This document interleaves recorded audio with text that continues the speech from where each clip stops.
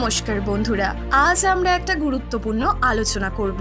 যদি হঠাৎ করে লক্ষ্মীর ভান্ডার প্রকল্প বন্ধ হয়ে যায় তাহলে কি হবে? অনেকে প্রথমে ভয় পেতে পারেন, আরে এত টাকা বন্ধ হয়ে গেলে তো বাঁচা মুশকিল। কিন্তু আসল সত্যিটা হলো এই প্রকল্পটা আসলে একটা ভোট ব্যাংকের রাজনীতির দীর্ঘমেয়াদী কোনো সমাধান নয়। আজকের ভিডিওতে আমরা খোলাখুলি বলবো লক্ষ্মীর ভান্ডার বন্ধ হলে সাধারণ মানুষকে কিভাবে আরো ভালো সুযোগ দেওয়া যায়, আর কেন বিজেপি মনে করে প্রকৃত উন্নয়ন হলো কাজের সুযোগ তৈরি করা, দান খয়রাত নয়। বন্ধুরা ভেবে দেখুন তো, মাসে 500 টাকা বা 1000 টাকা হাতে এলেও সেটা দিয়ে কি সংসারের আসল সমস্যা মেটে? বেকার ছেলে চাকরি পাচ্ছে না, মেয়ে উচ্চশিক্ষার খরচ জোগাতে হিমশিম খাচ্ছে, গ্রামের রাস্তা, স্কুল, কলেজ, হাসপাতাল এখনো পিছিয়ে আছে। এই সমস্যাগুলো সমাধান না করে সরকার শুধু কিছু টাকা বিলি করে ভোট টানতে চাইছে। এটাই লক্ষ্মীর ভান্ডারের আসল উদ্দেশ্য।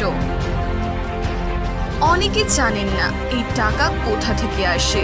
সরকার কোনো জাদুকরি ঝুলি থেকে টাকা দিচ্ছে না, জনগণের ট্যাক্স থেকে টাকা তুলে সেটা আবার জনগণকেই ফিরিয়ে দিচ্ছে শুধু রাজনৈতিক লাভের জন্য। ফলে উন্নয়নমূলক কাজ, রাস্তা, শিক্ষা, স্বাস্থ্য, শিল্প এসবের জন্য টাকা কম পড়ে যাচ্ছে, অর্থাৎ দীর্ঘমেয়াদে রাজ্যের অর্থনীতি ক্ষতিগ্রস্ত হচ্ছে। বিজেপির যুক্তি খুব পরিষ্কার, দেওয়া নয়, কাজের সুযোগই আসল ক্ষমতায়ন। লক্ষ্মীর ভান্ডারের মতো প্রকল্প মানুষকে ধীরে ধীরে অলস ও নির্ভরশীল করে দিচ্ছে। আজ মহিলারা হয়তো বলছেন আমরা মাসে টাকা পাচ্ছি, কিন্তু কাল যখন এই টাকা থাকবে না তখন কি করবেন? একটা সুস্থ সমাজে সবাই কাজ করবে, আয় করবে আর নিজের পায়ে দাঁড়াবে। দান খয়রাত করে কাউকে উন্নত করা যায় না।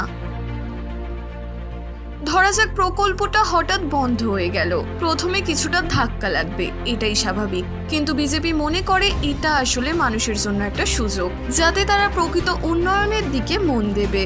মহিলারা চাকরির প্রশিক্ষণ পাবেন, ক্ষুদ্র ব্যবসায় ঋণ পাবেন, আত্মনির্ভর হওয়ার সুযোগ তৈরি হবে, অর্থাৎ হাত পেতে টাকা নেওয়ার বদলে নিজের আয়ে সংসার চালানোর ক্ষমতা তৈরি হবে।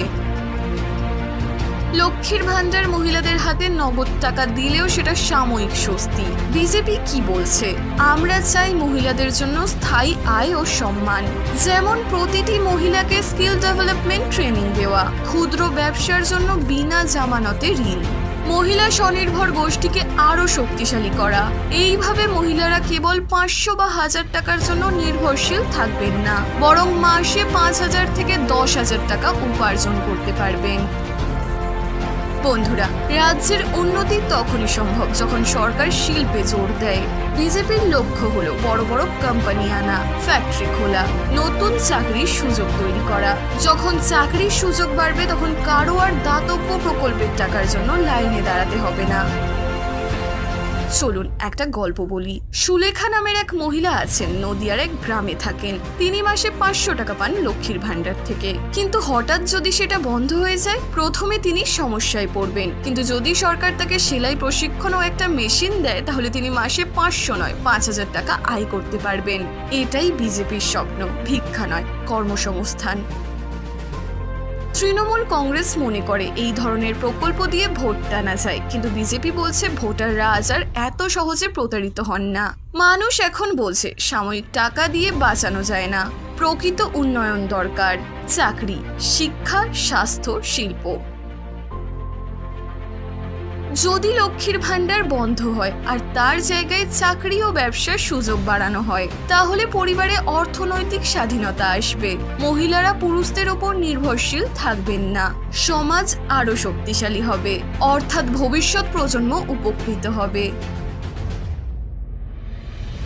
তাহলে বন্ধুরা, আসল কথা হলো লক্ষ্মীর ভান্ডার বন্ধ হয়ে গেলে প্রথমে কিছুটা কষ্ট হলেও দীর্ঘমেয়াদে এটা মানুষের জন্য ভালো, কারণ এটা একটা ভোট ব্যাংকের রাজনীতি মাত্র, টেকসই নয়, মানুষকে নির্ভরশীল করে তুলছে।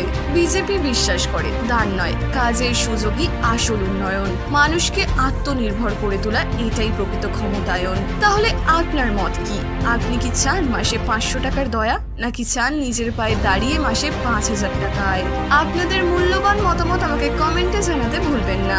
ভিডিওটি ভালো লাগলে লাইক করবেন এবং বন্ধুদের সঙ্গে শেয়ার করবেন, এবং আরো নলেজেবল ভিডিও দেখার জন্য সমান স্রোত চ্যানেলটিকে সাবস্ক্রাইব করবেন। ধন্যবাদ বন্ধুরা, ভালো থাকবেন, সুস্থ থাকবেন। জয় ভারত, জয় হিন্দ।